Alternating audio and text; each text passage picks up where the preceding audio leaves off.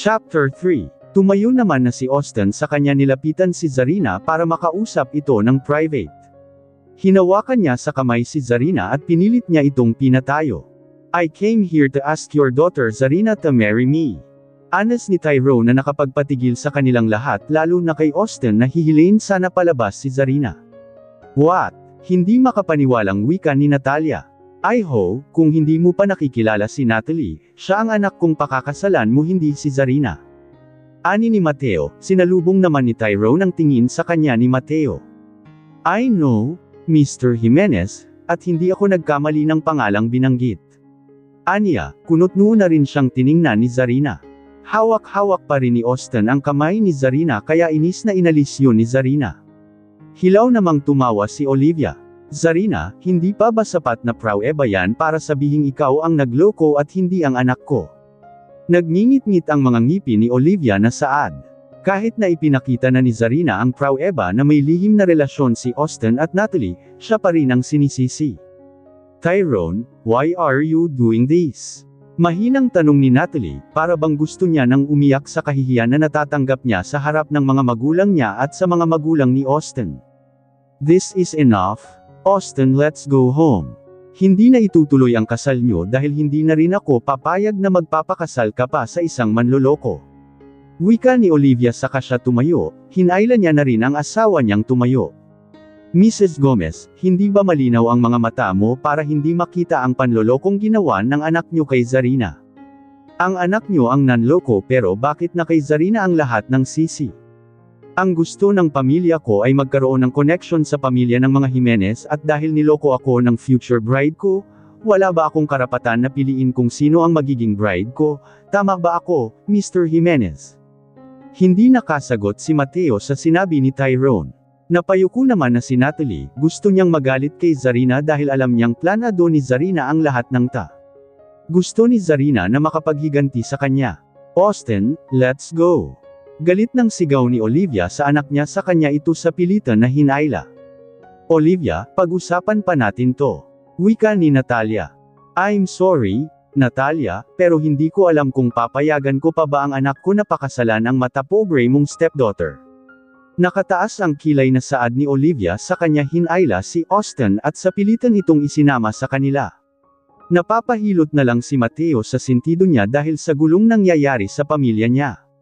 Business partner nila ang pamilya ni Austin at kung magpapatuloy ang hidwaan sa pagitan ng mga pamilya nila, paano nila magagawa ng maayos ang mga negosyo nila? Tyrone, magbabago pa naman ang isip mo di ba? Wika ni Natalia, nagbabaka sakaling magbabago ang isip ni Tyrone. Nakaplano na ang lahat at hindi na pwedeng magulo yun. Masamang tiningnan ni Natalia si Zarina na nakatayo pa rin. Gusto niyang sampilan ng paulit-ulit si Zarina dahil sa gulong ginawa niya. Kung nanahimik na lang sana siya, hindi masisira ang lahat ng plano niya. Pipilitin lang din naman akong pamilya ko na pakasalan ng anak mo, Mr. Jimenez, kaya pipiliin ko na rin kung sino ang alam kong magiging karapat-dapat para sa akin. Sagot ni Tyrone habang ang tingin niya ay na kay Mateo na hindi na alam kung paano kukumbinsihin si Tyrone na baguhin ang isip niya. Kailangan mo pa ba talagang gawin to, Tyrone? Ako ang nakatakdang pakakasalan mo, alam ng lahat ang tungkol sa pagpapakasal ni Zarina kay Austin at sigurado akong alam din yun ng mga magulang mo. Sa tingin mo ba papayag sila na pakakasalan mo si Zarina gayong nakatakda na siyang ikasal sa ibang lalaki? Kahit na nahihiya na si Natalie ay nilalakasan pa rin niya ang loob niyang kausapin si Tyrone. Hindi siya makakapayag na ang apo ng isang pinakamayamang pamilya ay mapupunta lang kay Zarina. Ako ba talaga ang dapat sisihin sa pagbabago ng isip ko, Ms. Jimenez? I came here to ask your sister to marry me. You love Austin, right? Why don't you marry him instead? Iniwas ni Natalie ang paningin niya. Gusto nang bumagsak ng mga luha niya pero pinipigilan niya lang ang mga yon. Nahihiya naman na si Mateo sa mga ginawa ng mga anak niya. I take responsibility for what I did to her. Alam kong hindi magandang sabihin that we had pero paninindigan ko ang anak nyo. Wika pa ni Tyrone na ikinaawang ng labi ni Zarina sa gulat dahil wala naman talagang nangyari sa kanila ni Tyrone. Sa sinabi ni Tyrone, tuluyan nang bumagsak ang mga luha ni Natalie. Hindi na rin nakapagsalita si Natalia dahil sa gulat. Alam kong sinasadya mo ang lahat, Zarina. Pagsisisihan mo ang ginawa mo sa akin. Galit na saad ni Natalie kay Zarina na hindi na rin nakapagsalita. Tiningnan niya si Tyrone at nagtatanong lang siya ni Tyrone. Hindi niya alam kung bakit biglang nagbago ang isip ni Tyrone. Dapat ba siyang matuwa dahil nakumbinsi niya si Tyrone na pakasalan siya? Nakaalis na si Tyrone, tahimik silang lahat na nasa sala. Hindi rin alam ni Zarina kung ano bang ipapaliwanag niya sa kanyang ama. Ito naman talaga ang plano niya, ang sirain ang kasal ng kanyang kapatid pero bakit nabablangko ang isip niya? Para bang wala siyang maisip na sasabihin. This is bullshit. Pangbabasag na ni Natalia sa katahimikan nila. Nakauwi na lahat ng bisita nila at pakiramdam nila ay sesabog ang mga ulo nila dahil sa mga nangyari nanlilisik ang mga mata ni Natalia na tiningnan si Zarina. This is all your fault. You slut bitch. Alam mo ba kung gaano kalaking gulo ang ginawa mo? Seriously, Zarina, sinisira mo ang magagandang plano namin ng daddy mo para sa pamilyang to.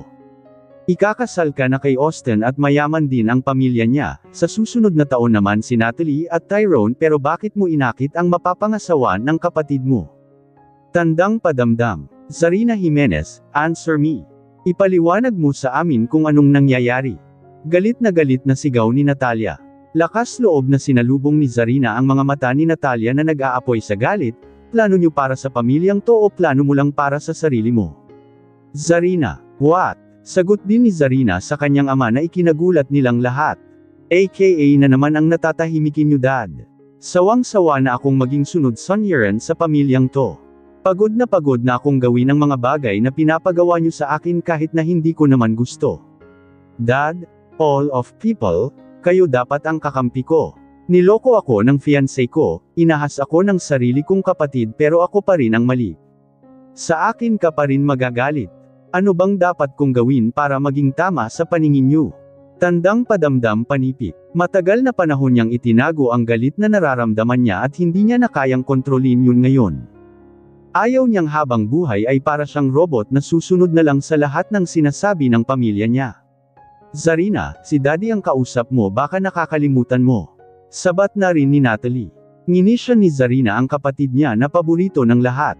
Alam ko, Natalie, alam mo na ba kung anong pakiramdam ng inagawan?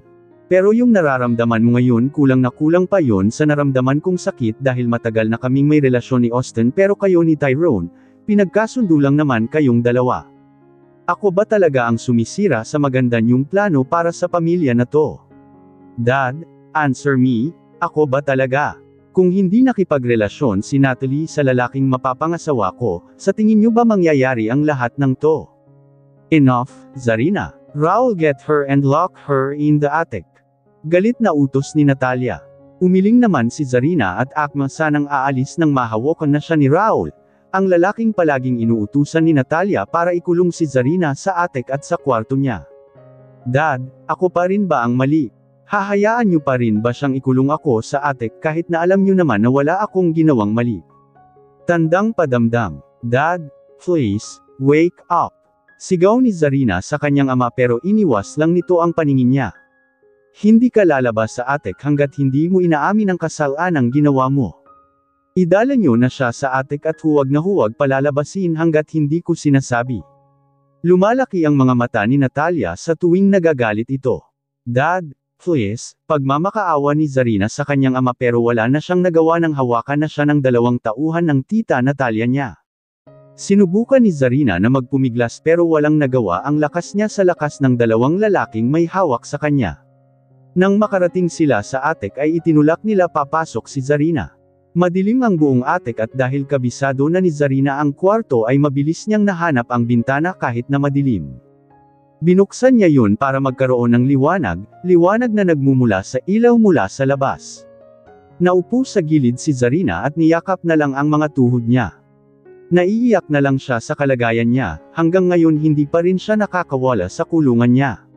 Sinusubukan niyang lumaban para sa sarili niya pero kailan niya ba matatamasa ang kalayaan na tinatamasa niya? Tama ba ang desisyon niyang lumaban o mas mabuting nanahimik na lang siya? Kinabukasan, nagising na lang si Zarina nang bumukas ang pintuan. Pumasok naman si Raul, ang lalaking palaging nagdadala sa kanya sa attic at nagkukulong sa kwarto niya dahil tauhan ito ng kanyang tita Natalia. Nagdala ako ng pagkain mo, kumain ka na, anas nito sa kanya, nanatili namang nakaupo si Zarina habang blankong nakatingin kay Raul. Masaya ka ba sa tuwing nakikita mo akong ganito? Anong pakiramdam na may tao kang naririnig na umiiyak gabi-gabi, nagmamakaawa na palabasan sa lugar na ito? Nang may baba ni Raul ang mga pagkaing dala niya ay tiningnan niya si Zarina.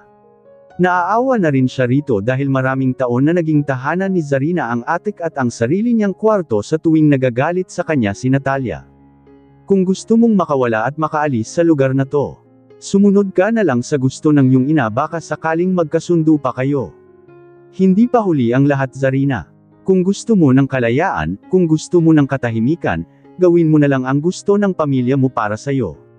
Siguro naman ay hindi ka nila ilalagay sa sitwasyon na ikakapahamak mo. Hilaw na tumawa si Zarina. Ina, kailanman hindi ko siya naging ina. Mahina niyang saad sapat lang para marinig ni Raul. Dahil sa pagkakakulong sa kanya sa attic, hindi niya na magawang ma-appreciate ang gabi dahil sa tuwing sumasapit ang gabi wala siyang ibang naaalala kundi ang pagmamalupit sa kanya ng stepmom niya. Sa tuwing sumasapit ang gabi, nanginginig na ang katawan niya. Nang makilala niya si Austin at nang magkaroon sila ng relasyon, nakawala siya sa madilim na lugar na kinalalagyan niya. Nagkaroon siya ng pag-asa na makakaalis na siya pero naglaho ang lahat ng yun nang malaman niyang may lihim na relasyon sila ni Natalie. 3 taon na silang may relasyon ni Austin at sa loob ng 3 taon na yun panandalian niyang nakalimutan ang tungkol sa attic dahil malaya siyang nakakalabas pero sa tuwing kasama lang niya si Austin. Pag-isipan mong mabuti, kung anon man yung ipinaglalaban mo iba, on mo na lang yun sa limot. Umiling naman si Zarina sa sinabi ni Raul. Alam niya ang pinaplano ng stepmom niya, kapag nakuha na nito ang lahat ng ari-arian nila siguradong itatapon na siya na parang isang basura ganun din sa kanyang ama. Hindi ko hahayaan na magtatagumpay siya sa pinaplano niya. Hindi siya legal wife at hindi ako makakapayag na makukuha niya lang ang kumpanya at lahat ng ari-arian namin. Pagmamatigas pa rin ni Zarina. Napabuntong hininga na lang si Raul dahil wala na siyang magagawa para kumbansihin si Zarina na huwag na nitong piliting lumaban. Tiningnan ni Zarina si Raul na nakatayo pa rin malapit sa pintuan. Tauhan ka ni Tita Natalia, ikaw ang palaging nagkukulong sa akin sa lugar na to, ikaw ang palaging nagbabantay sa akin para hindi ako makatakas. Bakit kita susundin? Bakit ko pakikinggan ang mga sinasabi mo? May diin niyang saad. Hindi naman na nagsalita pa si Raul at muli niyang hinayla ang pintuan para lumabas. Mapait na lang ngumiti si Zarina, tiningnan niya ang mga pagkain na iniwan para sa kanya. Nilapitan niya iyon at nagsimula siyang kumain kahit na wala siyang gana. Kailangan ng katawan niya ng lakas dahil kapag nanghina siya, paano niya malalabanan ang stepmom niya at paano niya ito pipigilan sa mga mas asama niyang plano. Samantala naman, mabilis na napatayo si Natalia sa kinauupuan niya nang makita niya si Austin. Austin, Iho, what are you doing here? Tanong niya kaagad pero masaya siyang makita itong bumalik sa bahay nila. Nakaupo lang naman si Mateo sa sofa habang nakatingin din kay Austin. Pagkatapos ng nangyaring gulo kagabi hindi nila inaasahan na babalik sa bahay nila si Austin. Kung si Natalie ang hinahanap mo, wala siya rito. Blankong saad ni Mateo, hindi rin nagustuhan ni Mateo ang ginawa ni Austin sa 2 anak niyang babae. Kung naging tapat lang si Austin kay Zarina hindi mangyayari ang lahat ng gulo sa pamilya nila. Nahihiya naman si Austin sa ginawa niya. Si Zarina po sana ang itatanong ko, nandito po ba siya? Tanong niya, maupo ka muna Iho, gusto mo bang magmerienda muna? Natutuwang saad ni Natalia dahil kapag naayos pa ni Austin at Zarina ang relasyon nila matutuloy ang kasal ng mga ito at ganun din para kay Natalie at Tyrone. Hindi na po, tita, salamat. Gusto ko lang po sanang makausap si Zarina at gusto ko rin po sanang humingi ng pasensya sa ginawa ko. I'm very sorry po, nakayukong saad ni Austin, nananatili pa ring blanko ang mukha ni Mateo. Kalimutan mo na yun, kung nandito ka naman para kausapin si Zarina para maayos niyo pa ang relasyon niyo then it's okay. Is it true? Seryosong tanong ni Mateo. Kunot noong nilingan ni Natalia si Mateo. Bakit kailangan mo pa siyang tanungin? Kung hindi niya talaga mahal ang anak mo, sa tingin mo magsasayang pa siya ng oras para pumunta rito at makausap si Zarina. Kalimutan mo na lang ang mga nangyari, Mateo. Kung nagkamali man si Austin, hindi mo ba nakikita na pilit niya yung inaayos? Singit ni Natalia. Gusto ko lang malaman kung totoo ang lahat ng mga sinabi ni Zarina. Hindi naman tama na sisisihin nating lahat si Zarina kung may pagkakamali rin ang anak mong si Natalie. Sumeryoso ang mukha ni Natalia dahil hindi niya nagugustuhan ang sinasabi ng asawa niya. Bakit kailangan pa nitong alamin kung anong totoo? Nasa atek si Zarina, puntahan mo na lang siya doon. Bilang ni Natalia kay Austin. Nahihiya namang umalis si Austin dahil kinakausap pa siya ni Mateo pero wala na siyang nagawa ng paalisan na siya ni Natalia para puntahan si Zarina sa atek. Atek. Nasa atek na naman siya. Ang akala ko po ba ay hindi niyo na siya ikinukulong doon? Bakit nandun na naman siya? Sunod-sunod na tanong ni Austin, nag-iisip naman ng isasagot si Natalia. Dahil nagkaroon kami ng mga alitan kagabi, hindi na naman namin makontrol si Zarina kaya kinailangan namin siyang ikulong sa atek. Puntahan mo na lang siya doon Iho. Pagdadahilan ni Natalia. Hindi naman na nagsalita pa si Austin at pinuntahan niya na si Zarina sa atek. Sir Austin, ani naman ni Raul nang makita niya si Austin. Sinenyasan naman ni Austin si Raul na buksan ang pintuan. Nang makita ni Austin ang kalagayan ni Zarina ay hindi niya maiwasang hindi maawa at magilty sa mga ginawa niya rito. Nang dahil sa kanya muling ikinulong si Zarina. Kung anong suot na damit ni Zarina kagabi ay iyon pa rin ang suot niya hanggang ngayon. Tumangala si Zarina at nang makita niya si Austin ay nanatili siya sa pwesto niya. Malaya pa ring nakakapunta sa bahay nila si Austin kahit na ito ang may kasalanan ng lahat samantalang siya, nandito na naman sa madilim na lugar kung saan palaging nagpapaalala sa kanya ang trauma niyang hanggang ngayon ay daladala pa rin niya. Kinausap ko na si Tita Natalia at pwede ka nang lumabas. Anas ni Austin. Nang marinig naman yun ni Zarina ay mabilis siyang tumayo at nilampasan si Austin. Hindi niya pasasalamatan si Austin dahil nakawala ulit siya dahil siya naman ang dahilan kung bakit ikinulong na naman siya sa atek. Gusto ko sanang mag-usap tayo, gusto kong malaman kung totoo ba ang sinabi ni Tyrone kagabi. Totoo ba na may nangyari sa inyo? Sabihin mo lang sa akin na wala, patatawarin kita, Zarina. Wika ni Austin habang nakasunod siya kay Zarina. Pumasok si Zarina sa kwarto niya at naghanap ng maisusuot niya, gusto niya nang magbihis. Zarina, please, talk. Hinawakan ni Austin sa kamay si Zarina pero inis yung inalis ni Zarina. Ano pa bang gusto mong pag-usapan natin?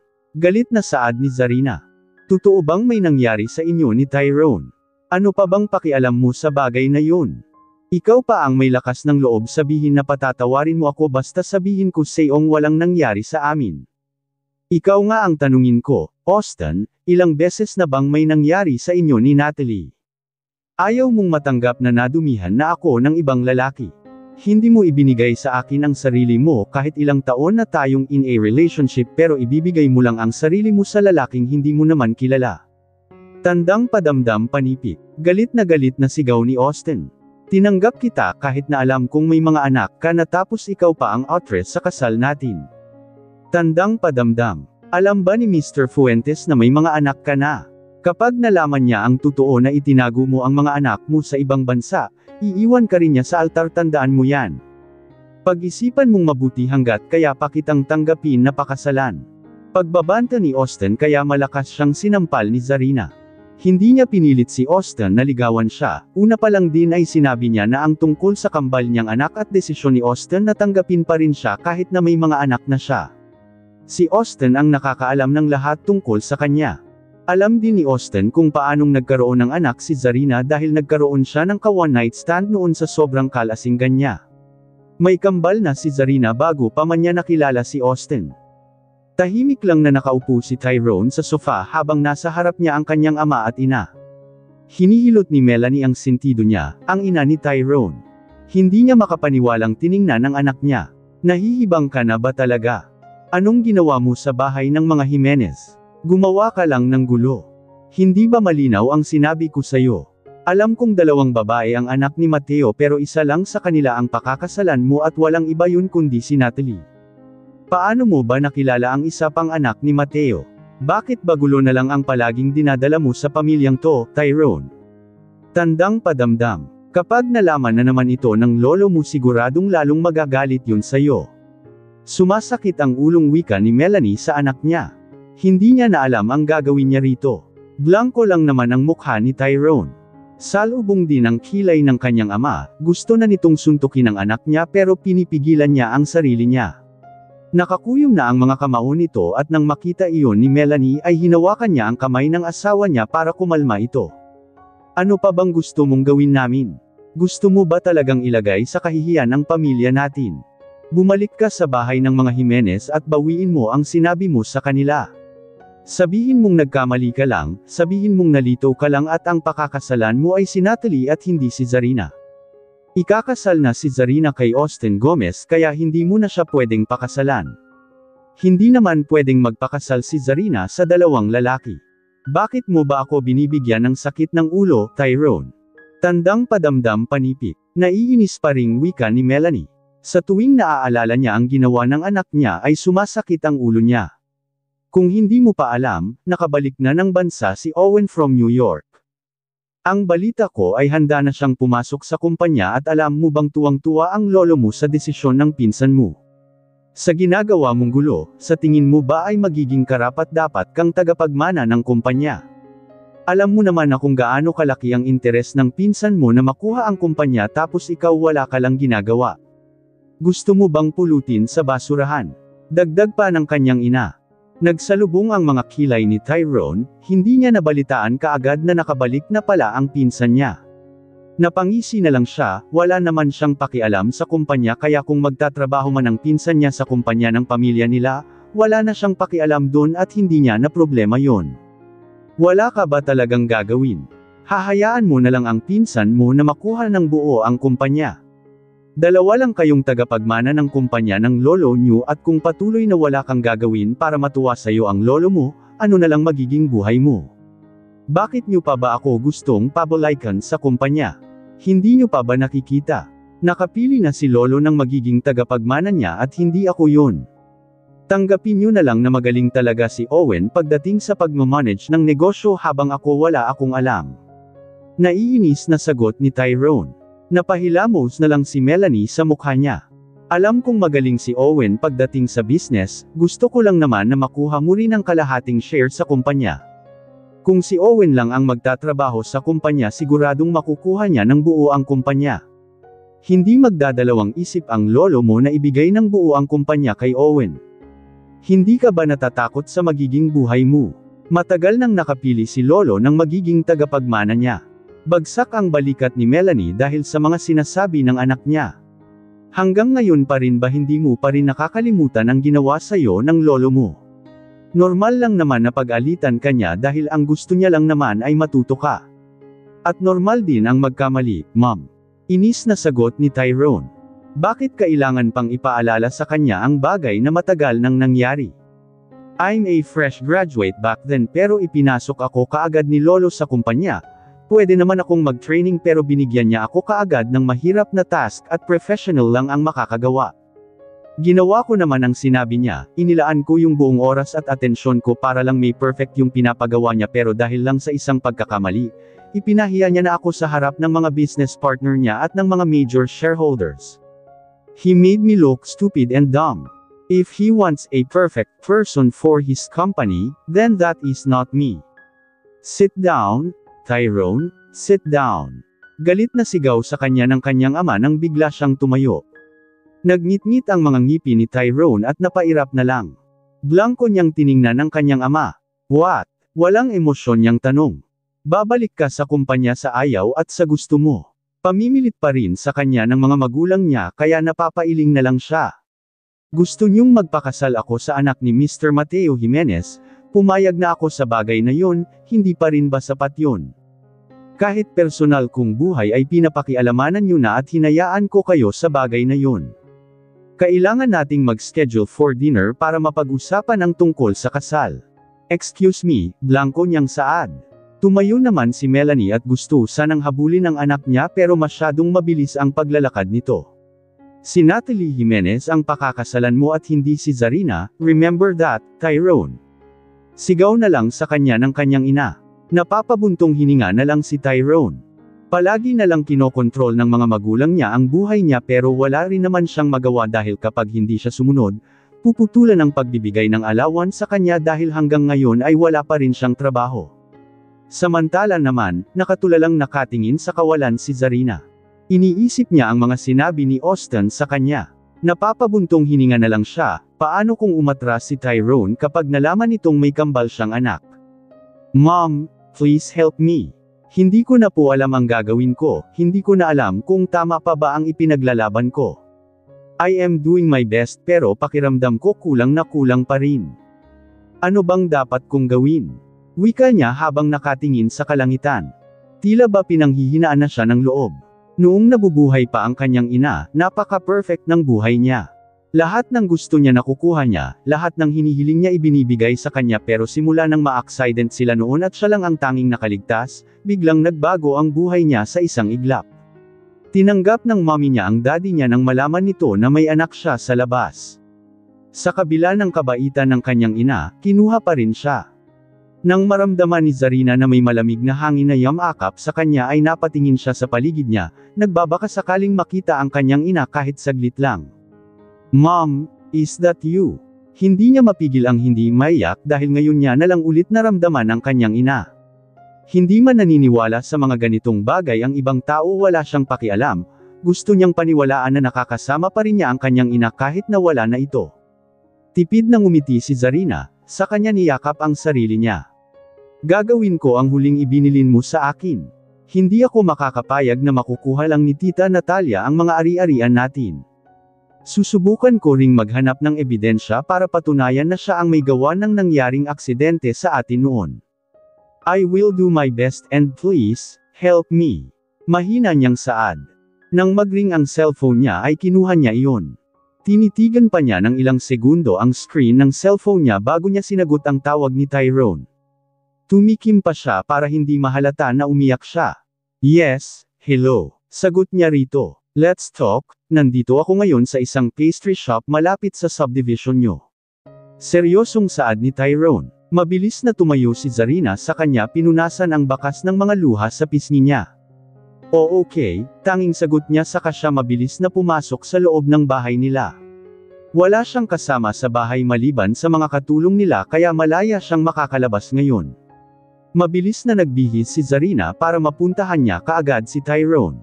Saan ka pupunta? Paghaharang sa kanya ni Raul. Blanko naman itong tiningnan ni Zarina. Gusto ko lang maglakad-lakad, gusto mo bang samahan ako sa pastry shop para makasiguro kang hindi ako aalis? Masungit na sagot ni Zarina. Napataas naman ang kilay ni Raul sa kanya, tiningnan ang itsura ni Zarina. Nakasandal lang ito at wala naman siyang dalang kahit ano maliban sa bag at cellphone niya kaya hindi niya napinigilan si Zarina. Ngayon umalis naman si Raul sa harap ni Zarina ay mabilis na siyang umalis. Siniguro pa ni Raul na hindi magdadala ng sasakyan si Zarina at nang makita niyang lumabas na si Zarina ng gate ay hinayaan niya na ito. Mabilis ang bawat hakbang ni Zarina para hindi niya mapaghinti ng matagal si Tyrone. Nang makarating siya ay hinanap niya kaagad si Tyrone at nakita niya naman ito sa bandang dulo.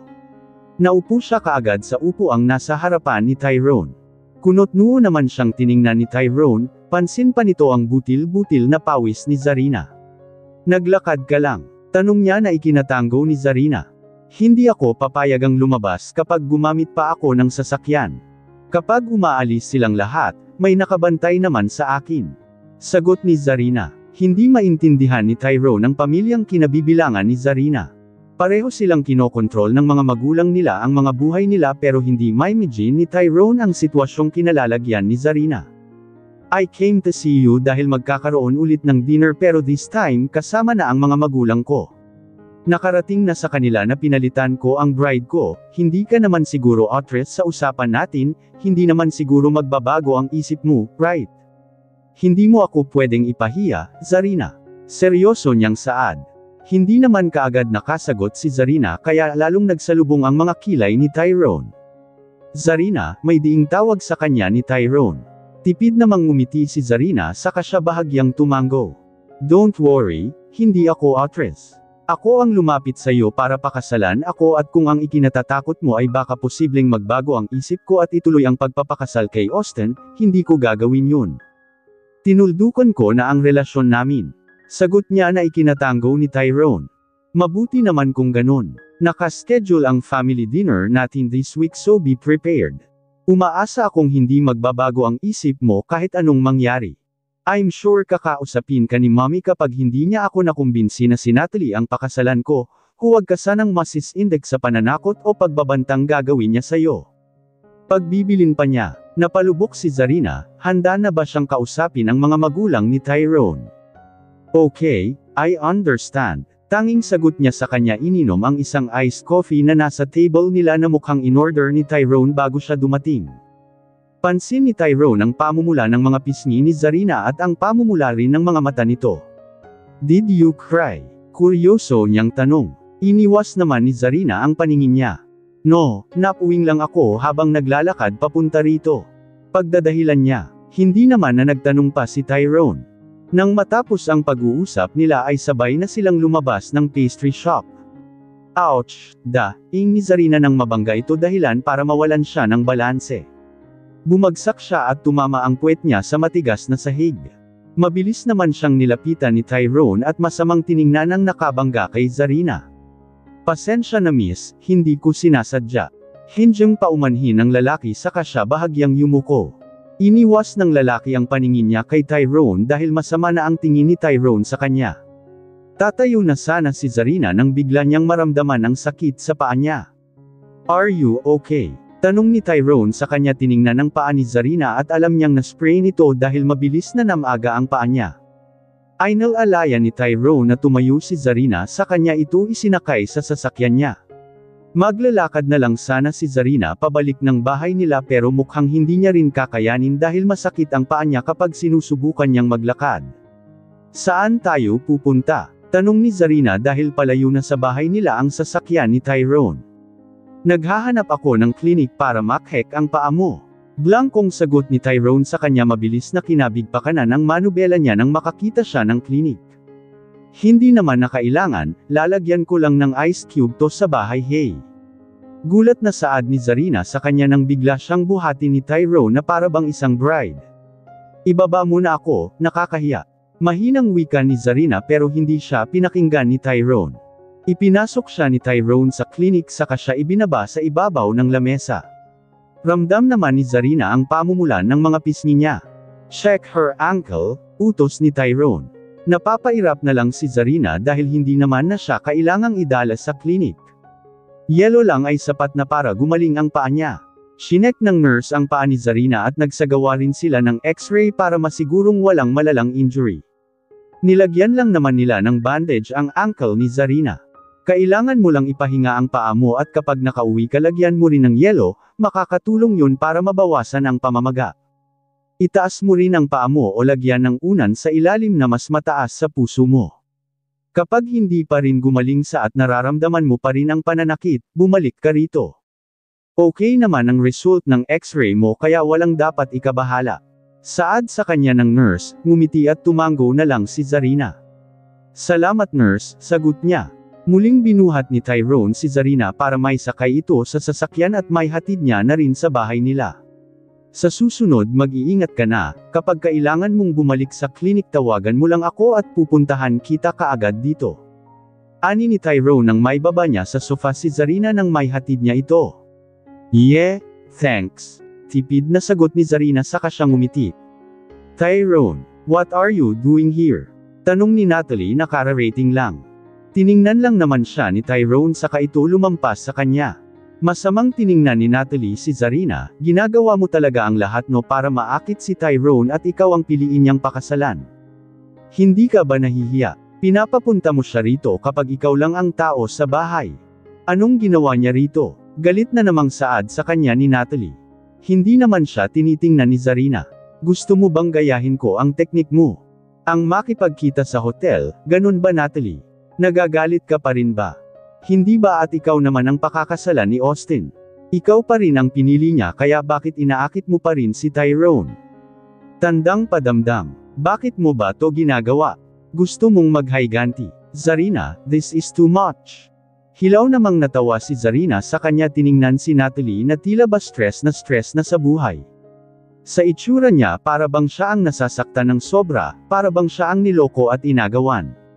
Galit na galit ka because of what I did. Hindi ko nakasalanan kung ako ang pinili ni Tyrone na pakasalan. Nakita mo naman siguro na nagulat din ako sa desisyon niya at nakita mo naman siguro na hindi ko kinausap si Tyrone noong dinner natin. I didn't force him to marry me. Kung may dapat kang sisihin, ikaw yun Natalie dahil hindi naman kita sinabihan na makipagrelasyon ka kay Austin para makuha ko si Tyrone. Niloko niyo ako ni Austin, pareho kayong masaya habang wala akong alam, habang busy akong nag-aasikaso para sa kasal namin. Hindi mo alam kung gaano ako ka-excited noon at hindi na makapaghintay na may kasal kay Austin pero sinira mo yun. Ako yung sinaktan mo Natalie, nagpapakasaya ka kasama si Austin pero hindi mo na naisip kung anong mararamdaman ko kapag nahuli ko ang panloloko niyong dalawa tapos ngayon kung magalit ka sa akin para bang may inagaw ako sa'yo, para bang niloko kita, na para bang nasasaktan ka dahil niloko ka ng boyfriend mo. Kung gusto mong may kasal kay Tyrone then talk to him, huwag ako dahil hindi ko kontrolado ang isip niya. Mahabang litanya ni Zarina sa kanya pinilit na tumayo at naglakad. Napapataas naman ang kilay ni Natalie dahil sa nangyari kay Zarina. Saan kayo galing ni Tyrone? Tanong niya pero hindi na siya pinansin ni Zarina. Pinipilit ni Zarina na makapaglakad para makarating na sa kwarto niya pero bumagsak siya sa sahig nang napalakas ang hila ni Natalie sa kanya. What? Nakikita mo naman kung anong kalagayan ko diba? Hindi ka naman bulag para hilain mo pa ako ng malakas. Inis na wika ni Zarina. Masakit na ang puwet niya dahil pangalawang beses na siyang bumagsak sa sahig. Wala akong pakialam, tinatanong kita kung saan kayo galing ni Tyrone. Tandang padamdam panipik. Natalie, what is happening there? Saad ng kanilang ama na kara-rating lang kasama si Natalia. Tiningnan ni Mateo si Zarina na nakasalampak sa sahig at may benda pa ang isa niyang paa. Are you okay, Zarina? What happened to your foot? Tanong sa kanya. Kahit na nahihirapan ay pinilit ni Zarina na tumayo. Inaalalayan naman na siya ng kanyang ama nang muntik na naman siyang mawalan ng balanse. Inis na tiningnan ni Zarina si Natalie pero hindi niya na ito kinausap. Tatalikod na lang sana siya nang kausapin siya ng kanyang ama. What happened to you? Okay ka pa nang iwan ka namin? Bakit may benda na ang paa mo? Dahil sa kalandian niya, naabutan ko si Tyrone dito at magkasama silang dalawa ni Zarina. Pagsusumbong ni Natalie. What? Pinapapunta mo rito si Tyrone nang wala kami. Anong sinabi mo sa kanya? Sabat ni Natalia. Napapairap na lang si Zarina. Hindi siya nagpunta rito, hinatid niya lang ako dahil nagkita kami sa labas. You can ask Raul kung saan ako galing. Nagpunta lang ako sa pastry shop na malapit dito sa labas ng subdivision. Gusto ko nang magpahinga, please, excuse me. Aniya at tinalikuran na ang mga ito. Nang paakyat na siya sa hagdan ay inaalalayan na siya ng isa nilang katulong dahil baka ma-out of balance pa ito at mahulog sa hagdan.